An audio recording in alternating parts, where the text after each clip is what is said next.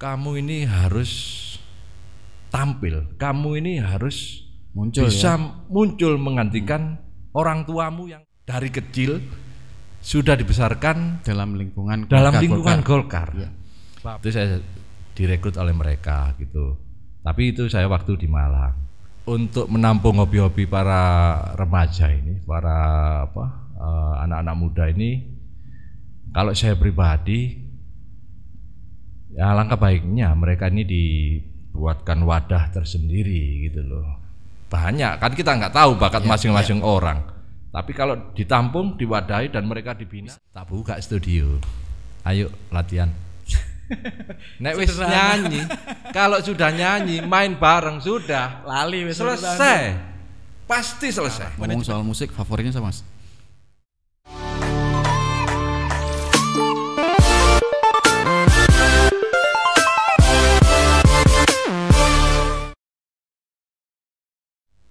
Assalamualaikum warahmatullahi wabarakatuh. Masih di podcast Golkar Sidoarjo TV Level Up.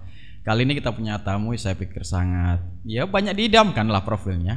Orangnya masih muda, sukses sebagai kontraktor, sekarang jadi legislator, malah ketua fraksi Golkar di DPRD Kabupaten Sidoarjo. Masih melakukan hobi musik, ini juga seorang pembalap, lengkap lah. Ini idaman betul untuk anak-anak muda mungkin ya.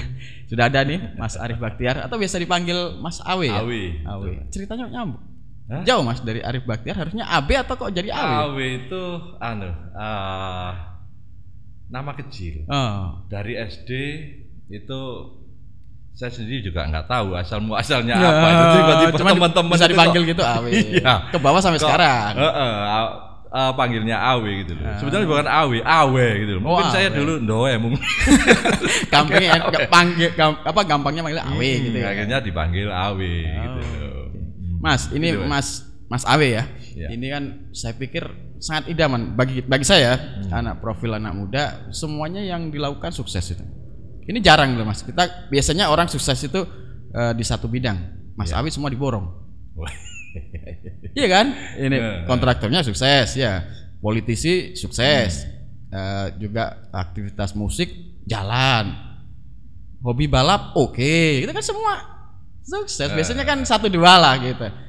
Jadi begini Mas Senang, saya klarifikasi dulu untuk masalah kontraktor. Ya, memang saya pernah bergelut di dunia kontraktor. Saya udah 20 tahun malang melintang di dunia kontraktor sejak tahun 99 waktu itu.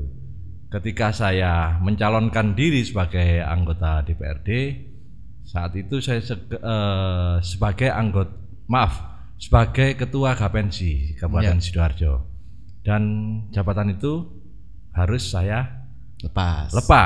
Meskipun secara ini tidak harus ada keteraturan untuk mundur kan, waktu itu tidak ada aturan. Karena di dalam aturan memang kita tidak diperbolehkan untuk menjadi gitu ya? Untuk menjadi seorang kontraktor yang apalagi mengerjakan pekerjaan-pekerjaan dari pemerintah. Otomatis ketika saya tidak punya pegangan direktur ataupun komisaris sebagai di dalam kontraktor tersebut, di dalam perusahaan tersebut, otomatis saya tidak punya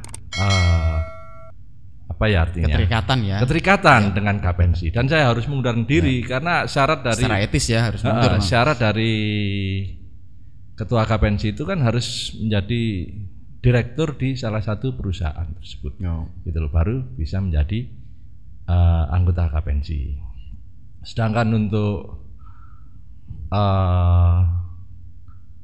anggota legislatif, memang sebetulnya cita-cita saya tersebut baru terwujud setelah 10 tahun setelah bapak saya meninggal.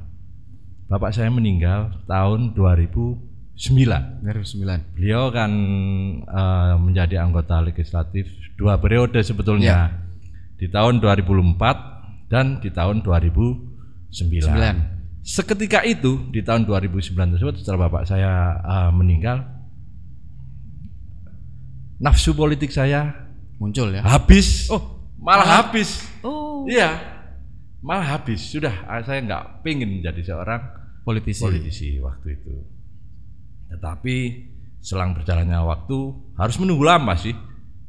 2009 ke 2019. 10 tahun. 10 tahun, alhamdulillah ada salah satu anggota legislatif dari Partai Golkar juga yang selalu mensupport saya waktu itu. Kamu ini harus tampil, kamu ini harus bisa muncul menggantikan orang tuamu yang kemarin nggak bisa, artinya meninggal gitu loh. Putus politiknya. Iya, karir politiknya karena meninggal gitu. Akhirnya saya pikir, oke lah, saya ambil kesempatan itu. Saya daftar untuk mencalonkan diri dari Partai Golkar. Saya memang dari awal, dari kecil sudah dibesarkan dalam lingkungan Golkar. Ya. Bapak itu dari tahun 82 ya. Ikut Golkar itu. Jadi di dalam darah saya ini sudah nggak mungkin lah mengalir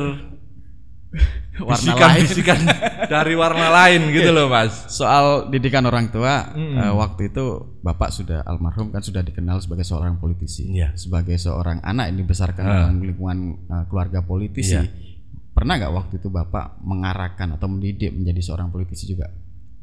Bapak tidak pernah mengarahkan saya sebagai politisi waktu itu, karena mungkin ya beliau tahu sendiri politik itu gimana. Wes enak-enak tadi pengusaha adalah kamu gitu.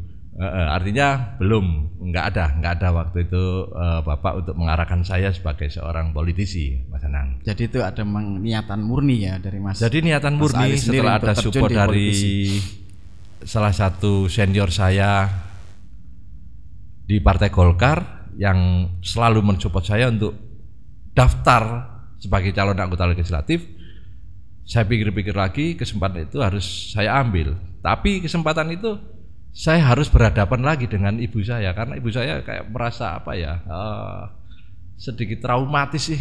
Ya, waktu itu, waktu menjelang pelantikan Bapak nggak ada, gitu loh. Menjelang pelantikan, besok pelantikan Mas, hari ini kalau diresik, Bapak udah nggak sadarkan diri dan dirawat di RSUD selama 8 hari kalau nggak salah.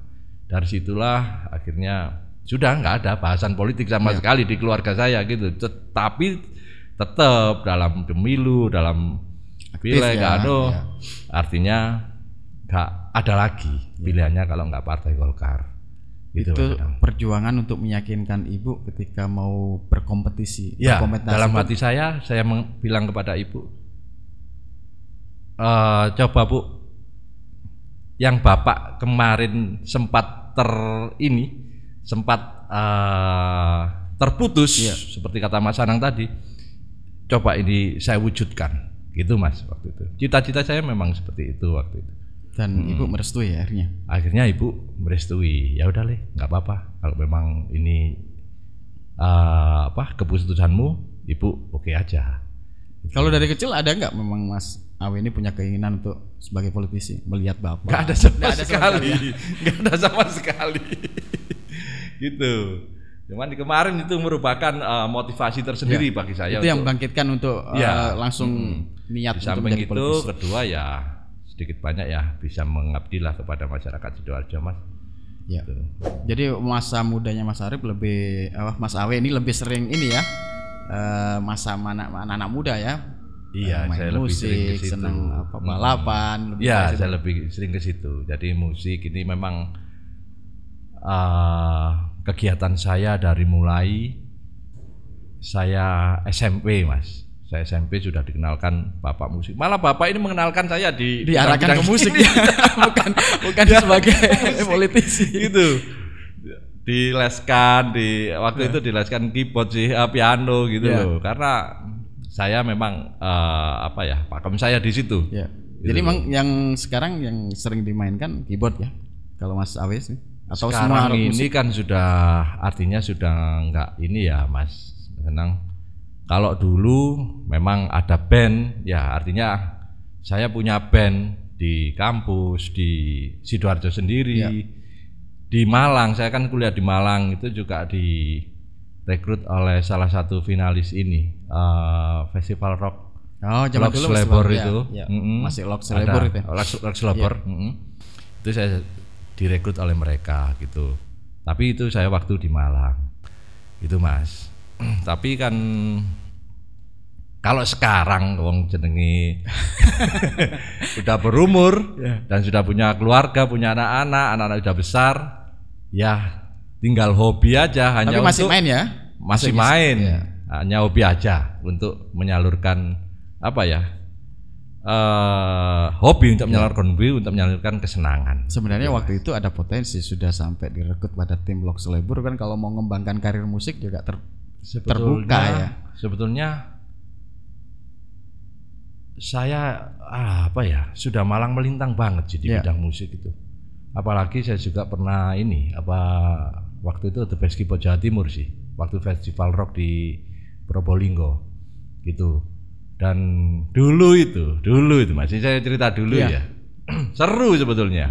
Sangat seru. Pasti menarik. Pasti. Iya, seru gitu. Ketika kita dilihat oleh mereka grup-grup yang sudah mapan gitu ya, ketika ada apresiasi itu luar biasa bangganya. Kita mainnya kok enak ini, apalagi sudah menjadi the best keyboardis ya, sempat ya keyboard, jadi. Otomatis banyak sekali yang datang, banyak ke rumah. Selebriti dadakan lah. Bukan selebritis, artinya mereka ingin merekrut saya untuk teman-teman pemusik yang sudah gitu. Sudah mapan kan melihat ini ada potensi. Iya, kan banyak waktu itu yang namanya rock itu kan keyboard jarang Mas. Iya. Yang pakai keyboard itu jarang kalau rock itu. Memang senangnya di rock ya, Mas Awin? Saya dari kecil ya senang musik cadas itu Mas. Sampai sekarang. Ngomong soal musik, favoritnya sama Mas?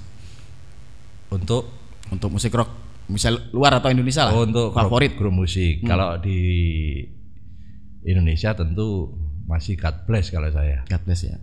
Abadi itu. Saya itu lagunya God Bless mulai tahun berapa itu album pertama sampai sekarang. Ada Joki Surya Prayogi ya. Saya lebih cenderung ini kayak musisi beneran kayaknya. Jadi saya itu kalau main musik lebih suka diwarnai oleh almarhum Joki Surya Prayogo daripada keyboard yang sekarang Abadi Susman ini. Gitu. Kalau luar Mas, musisi luar? Kalau luar itu saya suka Radiohead Mas. Radiohead. Itu masih relatif baru padahal ya? Iya, itu tahun 90-an. 90-an ya. Kalau luar Nirvana suka, Foo Fighter suka gitu. Sangat anak muda sekali lah di era umuran 90-an itu sangat terkenal band. Iya, kalau main di kampus ya lagu-lagu mereka gitu loh. Dan waktu itu bukan ini bukan sombong atau apa. Di Malang kan waktu itu masih musik cadas banget gitu loh. Malang, Surabaya itu barometer untuk di Jawa Timur musik rock. Saya dan teman-teman coba membawa musik gerang waktu itu. Ya alirannya Nirvana ini.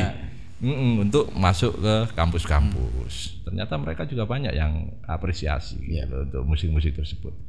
Terus Pearl Jam gitu kan. Saat itu musisi-musisi itu yang zamannya kerang lah. Terus Stone Temple Pilots gitu, yang sekarang vokalisnya siapa? Scott Weiland itu udah meninggal itu. Itu Mas Senang. Luar biasa. Ini kalau cerita itu seakan buka memori lama, itu ada kenangan yang luar biasa ya. Iya, karena menjadi bagian dari kalau zaman 90-an itu pemusik kayaknya pasti kalau di kampus itu fan-nya banyak. Ada yang beda dengan sekarang. Kalau dulu laki itu cowok itu laki banget gitu. Laki banget bisa menguasai, gitu bisa panggung, apalagi kalau gondrong, kalau rambut panjang itu pasti metal sudah. Kalau sekarang kan udah macam-macam gitu loh. Nafsirnya berbeda sekali. Ya agak prihatin sedikit sih dengan kondisi. Ya eranya beda. Sekarang beda, gitu loh. Jadi kalau dulu memang skill yang wajib ya, munculkan, tapi kalau sekarang kan isi listening aja. Yang penting enak didengar. Iya, tuntutan pasar memang seperti itu. Iya, kebutuhan pasar. Kalau dulu kan kalau nggak ngetop masuk dunia rekaman susah sekali. Susah Kalau sekarang dengan modal YouTube atau slapstick macam-macam bisa jadi terkenal gitu kan. Iya. Ya era berbeda. Era berbeda memang dan harus diikuti. Soal balapan sekarang masih dilakukan? Balap ini lucu juga sebetulnya. Balap ini. Balapan itu saya itu dari tahun sama sebetulnya antara saya jalan beringan ya, saya ngeband dengan sama balap ini sebetulnya seiring sejalan waktu itu Mas. Saya di tahun 90-an juga. 90-an juga gitu. Saya waktu itu sering ikut ini sprint rally ini balapan yang lewat tanah itu Mas. Tapi ya namanya balapan kan mengandung resiko dan biaya tinggi. Yang namanya mahal. Yang namanya orang tua ini ya otomatis nggak entinya bengok-bengok. Biasanya kadang kalau anak muda waktu itu ya seneng otomotif itu sering nyuri waktu, sering nyuri izin kan. Betul sekali. Saya itu Mas ketika sprint rally agak vakum otomatis saya jadi joki drag race waktu itu. Jadi jokinya orang teman-teman itu. Dia yang bawa nyediain mobil, saya yang jokinya. Mas Awe khusus drivernya. Saya khusus drivernya. Waktu itu ramai kalau nggak salah di Kenjeran. Rame-ramenya itu. Kalau saya bawa mobil sendiri itu aja harus saya dorong mobilnya. Rumah saya itu kan di kampung Mas. Di kampung gangnya kecil. Kalau saya nyetater start mobil pasti bangun bapak ibu gitu loh. Sering kali sama teman-teman seperjuangan itu ini ayo didorong aja timbangane bapak bikin heboh. Bangun heboh ini nanti. Tapi namanya orang tua Mas. Ketika kita ini balap beneran gitu loh, meskipun mereka melarang ataupun seringkali menasihati, kadang-kadang sering timbul rasa tidak tega terhadap anaknya. Mau kemana Lih? Gitu. Balapan Mbak. Diambilkannya uang dari dompetnya. Gak sanggup. Sak marah-marahi wong tuwek orang tua. Melakukan apa anak yang suka dilakukan hobinya pasti tetap ada. Iya, asal itu positif lah. Yang penting nggak aneh-aneh gitu Mas. Dan jelas kan waktu itu kegiatan balap ya balap. Balap ya balap. Wong saya ini joki ya itu kan.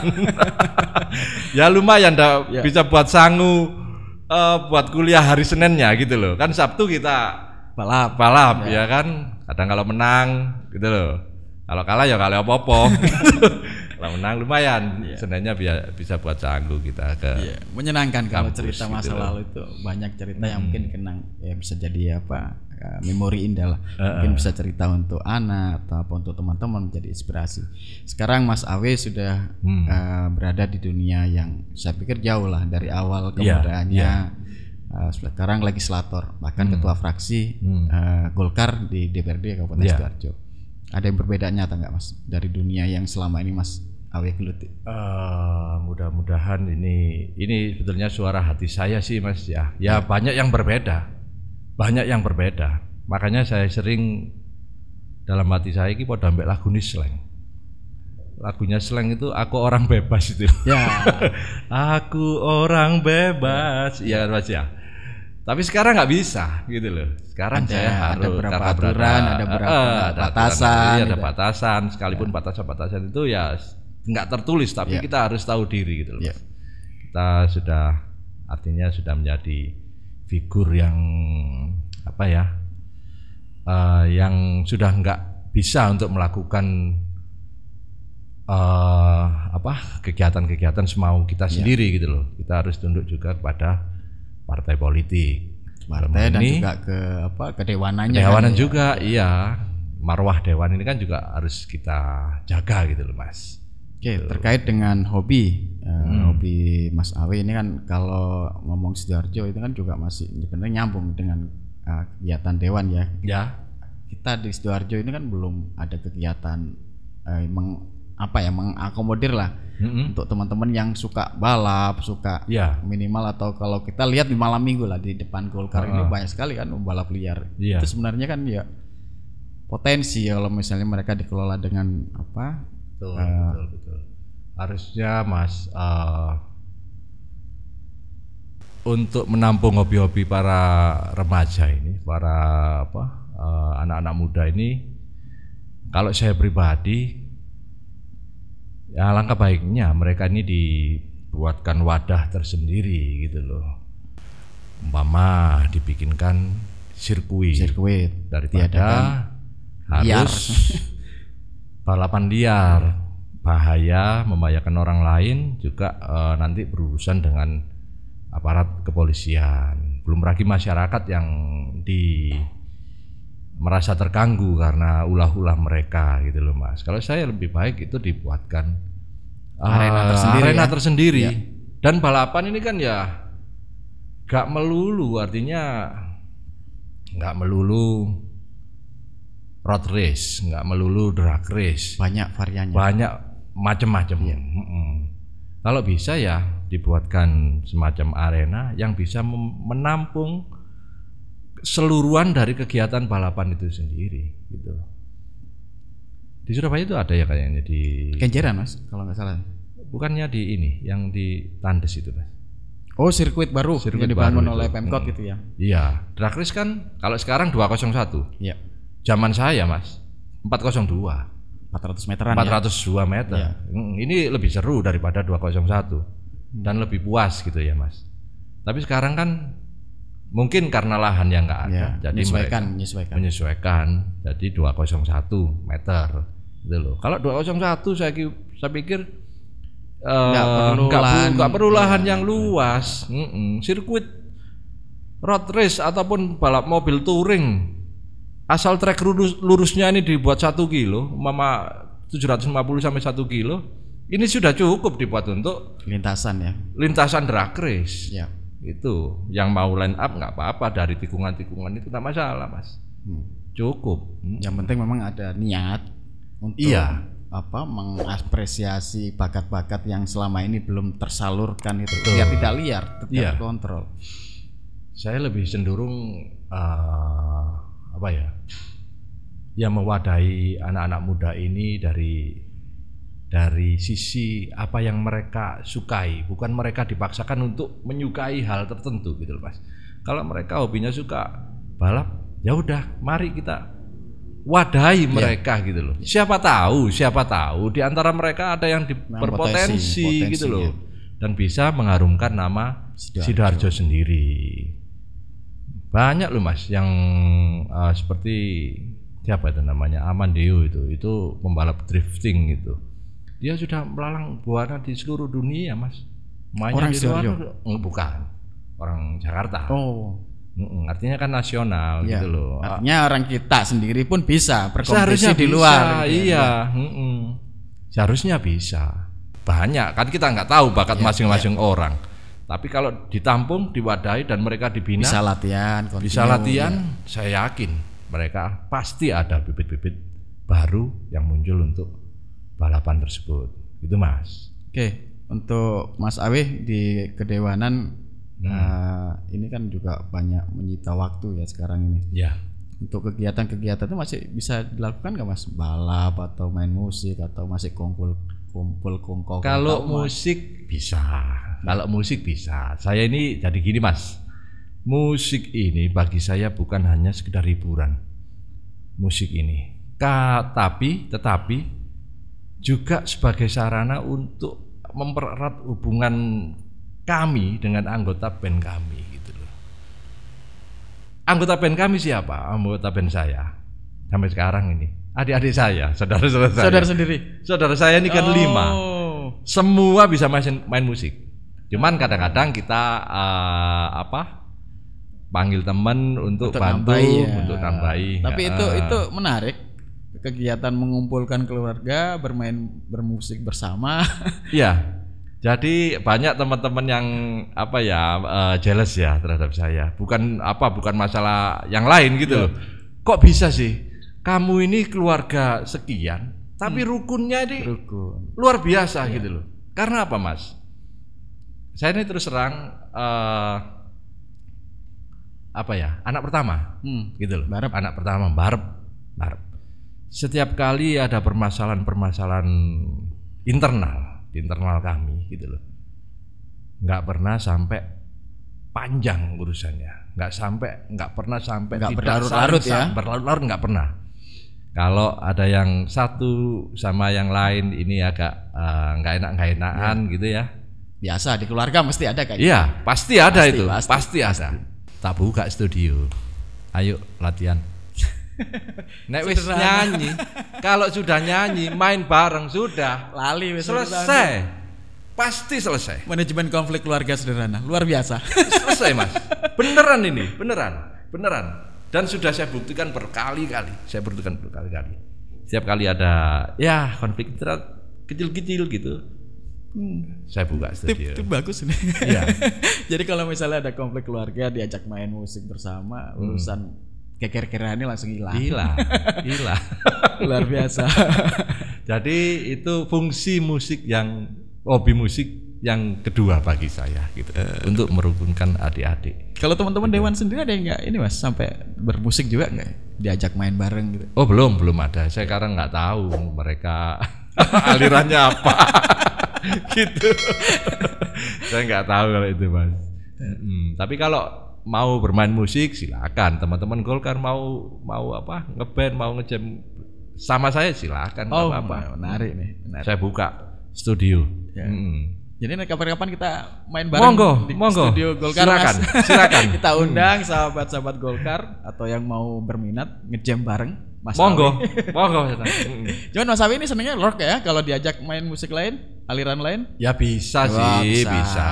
Cuma namanya kadang-kadang kan kalau kita main rock itu bukan berarti terus tas gitu, bukan enggak kan. Kan kadang-kadang juga ada yang banyak yang bisa didengerin gitu loh Mas. Gitu loh. Ya gitu aja. Kalau rock lebih keluar soulnya gitu aja.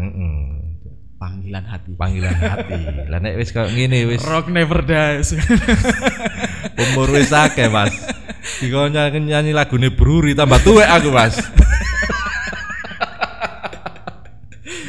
Inilah menariknya Mas Awe dengan dengan gaya yang khas, gaya manajemen keluarganya, menyatukan keluarganya, ada konflik apapun selesai hanya dengan urusan musik. Selesai. Pasti selesai. Saya jamin selesai. Gitu Mas.